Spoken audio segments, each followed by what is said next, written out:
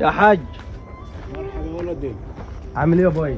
الحمد لله يا اصيل. انت ايه الاخبار؟ انت اللي فيهم والله يا سبت. الله يخليك يا حاج. وانت عامل ايه يا حاج دلوقتي؟ الحمد لله يا حبيبي. يا رب دايما. لا وسع عليك ويرزقك يا ولد. الله يخليك. اللي افتح لك ابواب الرزق. بس بقول لك، ايوه خدت علاجك؟ الحمد لله. اوعى تبطل منه. الحمد لله يا رب. طب بقول لك، عشان هو جانا ما بحبش اتكلم قدامه. طب جانا بنتكلم باسرار. انت عارف امه يزعل. بنصلح حاله. يا رب.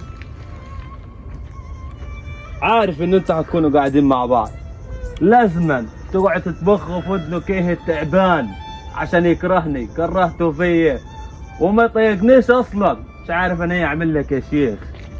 السلام عليكم. صح اللون. عليكم السلام ورحمه الله وبركاته. والله يا ولد احنا عايزين لك الخير وعايزينك احسن من كل الناس. بلا خير بلا شر، ده مش موضوعي اساسا. طب انا استاذن يا حاج. اقعد يا حبيبي. ما تسيبه يمشي يا ابوي. هتقعد معايا انت يا وش السعد. قاعد ما قعد شيء كويس ان هو قاعد برضه. يا ولاد عجبه. بقولها لك في وشه، الارض دي ابيعها لي تبيع أرض؟ العربيه. تبيع ارض ايه يا حبيبي انت؟ ده ارض اجدادي. تضربني بالقلم يا ابوي؟ واضرب اللي اجعص منك كمان. ايه علاء؟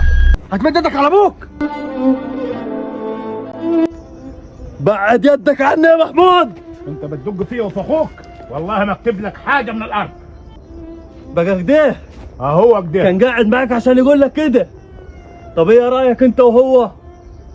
انا هاخد الارض وهاخد كل حاجه وانت حسابك معي بعدين يا محمود.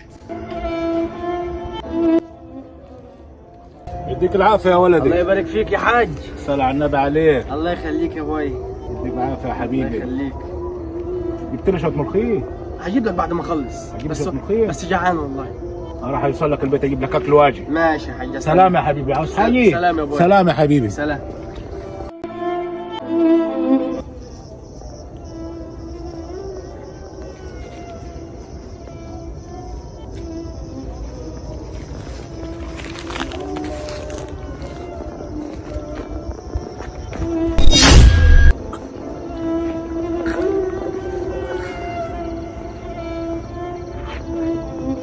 عايز تاخد الارض لوحدك؟